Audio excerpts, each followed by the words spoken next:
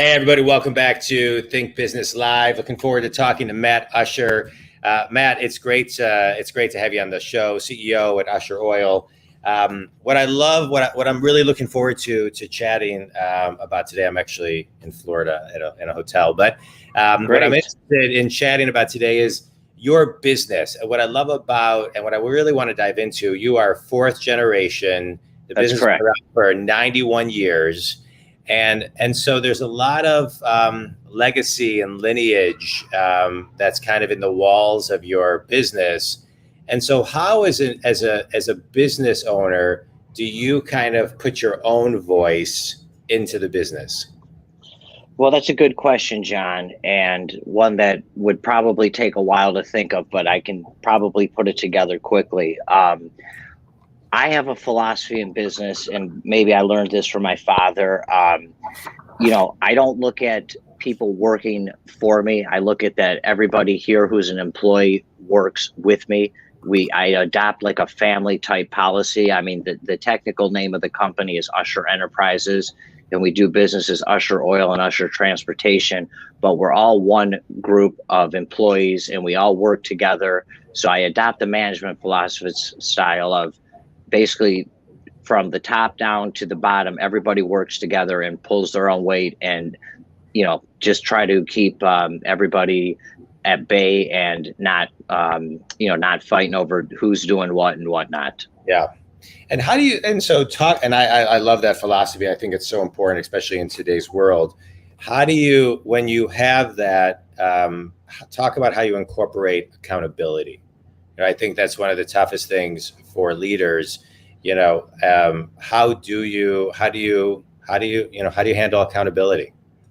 Well, that's a good question, and that's something I also learned from my father. You don't deal with accountability. Joking aside, that's one of the bigger issues that we have is accountability, because I run a somewhat laid back operation. I have an open door policy where anybody can call me or come into my office. So sometimes I form lines of, I guess, friendships with the employees. So it makes it hard when they're, if a mistake is made for accountability purposes. It depends on what it is, but we write people up, or we will give them a day or two off without pay. Things like that to basically, get the message across that if you're going to do your job in a way that could have liability to the company, you kind of have to pay the piper. Yeah. So let's rewind for a second. Open door policy. I think accessibility and approachability are so important in business, especially today. I think great leaders are accessible. I agree. Not only by what they say, but the energy in which they move.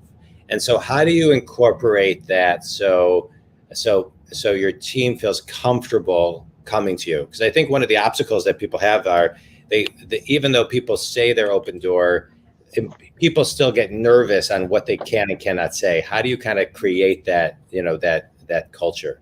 Well, again, John, that's a good question. And that culture has been, because we've been in business for 91 years, and I've been running the company probably since about 2007, took time off in 2008 when the recession hit so that I could drive the truck. My father came back into the business to run the day-to-day operations. But wait, I got sidetracked for a second. Go back to your original question again, John. Just talking about accessibility. How do you incorporate the energy of accessibility? We've had managers in place that have been with the company for, some of them, almost 3 generations. So there's a lot of trust and a lot of dependability on me and the managers. So sometimes information will funnel from, let's say, a truck driver or a yard operator to one of my managers, and they will get that information to me. Or sometimes, depending on the individual, what their comfort level is with me, and they don't look at me as the boss. If they're comfortable to come up and shoot the proverbial shit with me, they can just ask their questions when they see me, or they'll call me, or they'll just come and knock on my door. I try to make myself accessible. I'm not in the office necessarily every day, especially because of the pandemic. I try to work at home a few days a week if I can, but when I'm here, my door is open. It's closed at sometimes, but it's always open to in the general sense. Yeah. Talk to me about, that's great. Talk to me about managers. You have managers who, it sounds like, like you were saying, they've been there for 3 generations. How do you, management styles have changed just through generations, right? And one of the things I find as a business coach is that sometimes managers, they always need to be learning more about how to connect and communicate and be effective communicators with their people. How have your managers, what's the secret to your managers and their style of managing? Well, I don't know that there is a secret, John, but I'll tell you what I do. I am a high level thinker. I never like to think my way is better than someone else's. So what I do is I put, again, a lot of faith and trust in my managers, and I go to them. Like if I'm buying a truck, I will talk to my transportation manager. I will talk to my operations manager. I will talk to my dispatcher, aside from talking to the bank and the controller to see how we can finance and leverage things. Um, um, and basically, I take all the information that is presented to me, I digest it either quickly if my gut tells me it's a good idea, or maybe give myself 24 hours. And basically, I depend on the advice from others around me before I make a final decision. And then I will talk about it with those that have helped give me input and say, this is where I am, and kind of make a decision going forward based on what the team thinks. Okay. All right, good. So rewind a minute. You've mentioned your dad a couple times, and 2008 when the market was just crazy, he kind of came back in, and you kind of got in the trenches. Take me back, to the 91 years. The company. What was the philosophy of the company then, and what has stayed? So what has stayed is that we're still in the oil business, but predominantly we are in the environmental business. We're what's called a centralized waste treatment, a CWT. Basically, that means we can bring in non-hazardous liquid industrial waste, anything from engine oil to when you go to landfills, the leachate water, which is what leachates out of the ground into tanks from the garbage.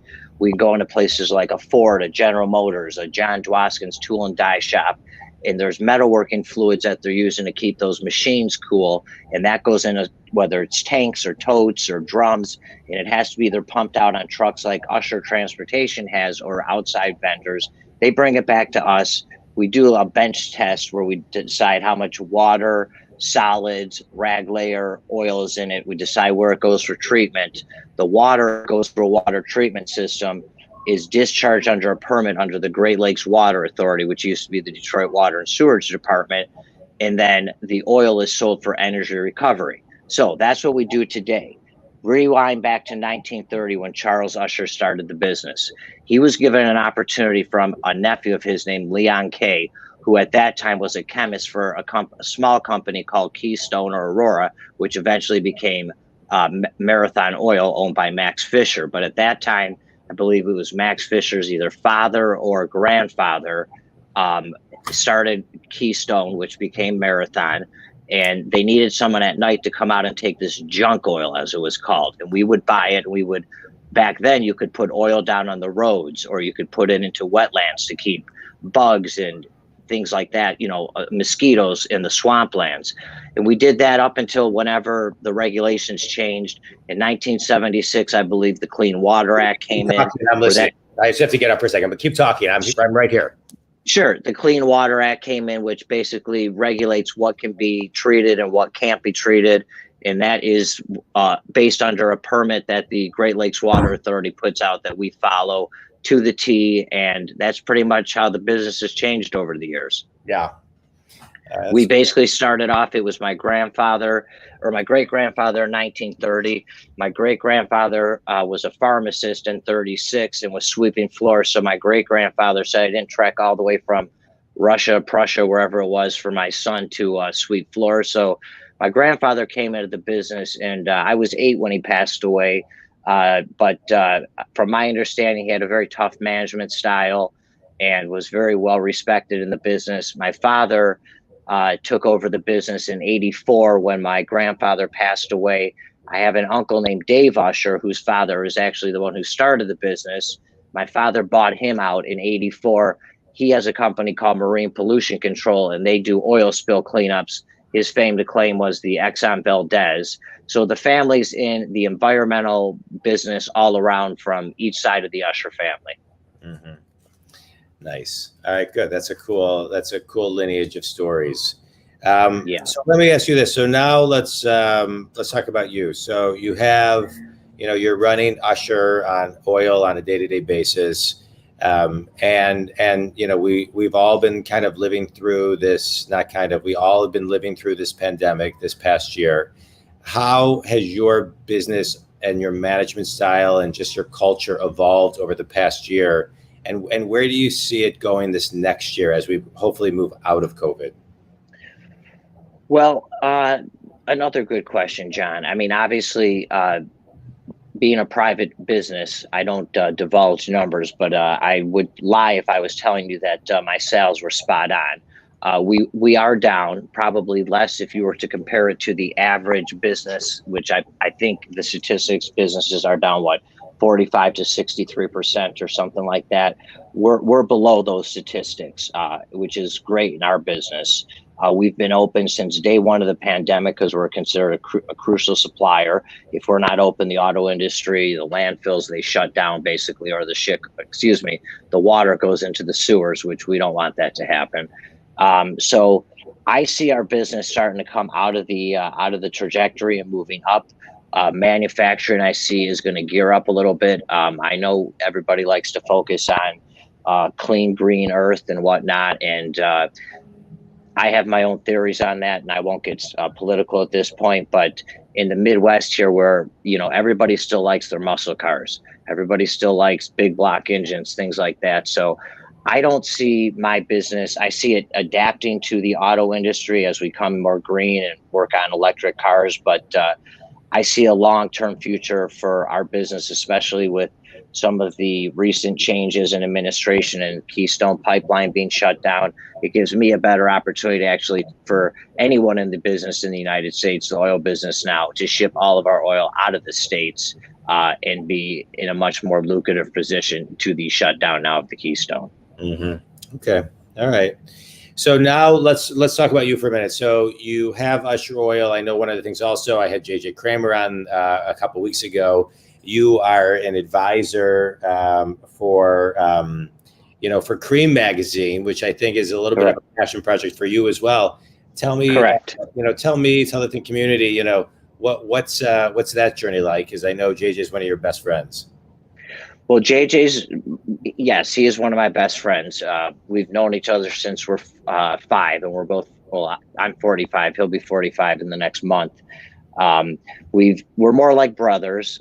There was the three amigos, me, him, and Danny Victor.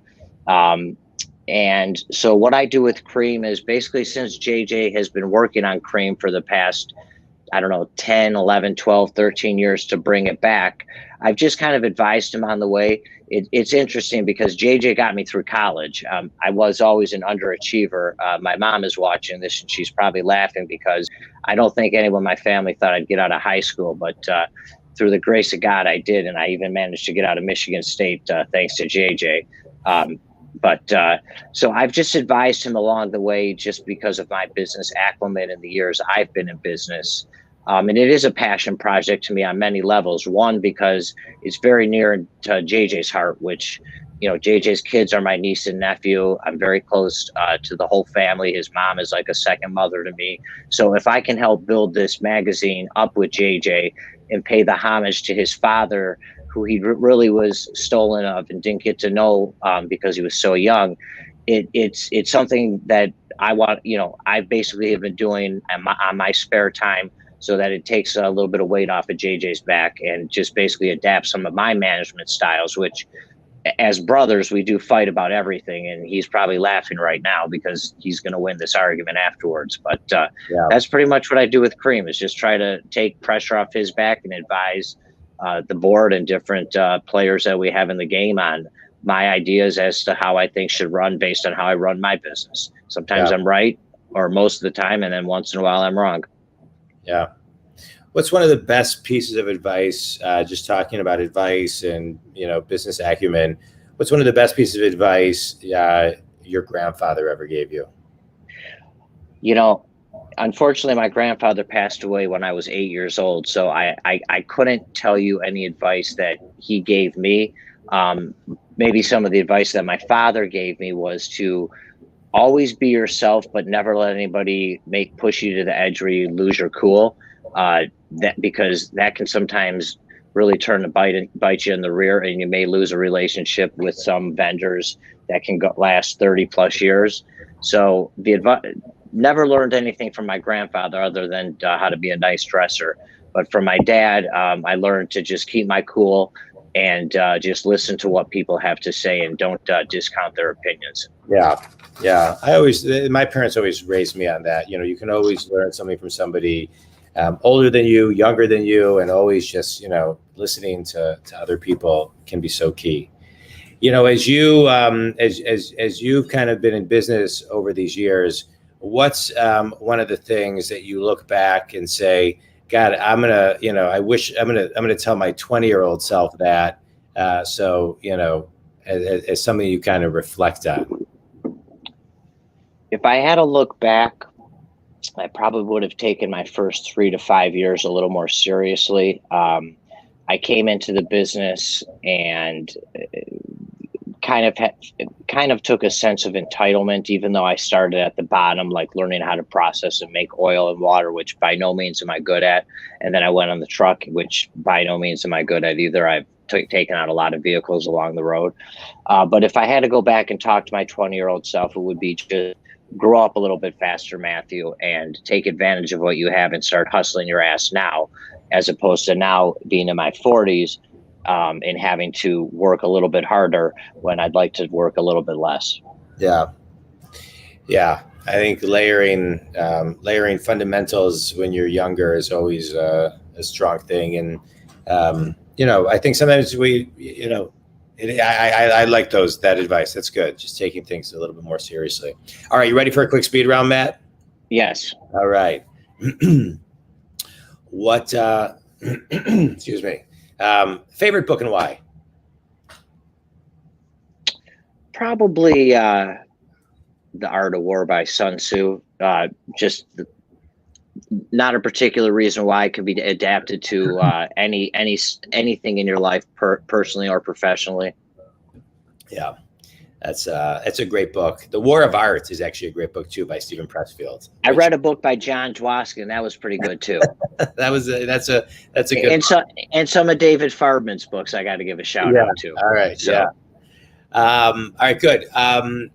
Finish this sentence. One thing every business owner needs to do more of in 2021 is listen. That's a good one. Fast forward 100 years. What do you want your legacy to be?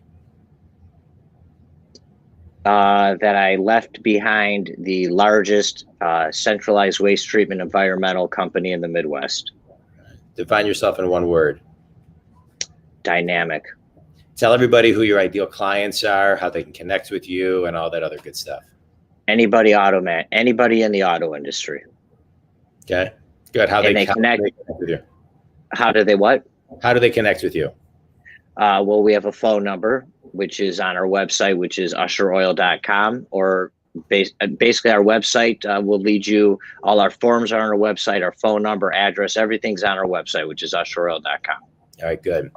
All right. Well, Matt, it's always a pleasure talking to you. Likewise. I appreciate you taking time to be on the show today. I appreciate you talking about just kind of, the lineage of your business and, the 4 generations and, everything that you're doing to also work with Cream.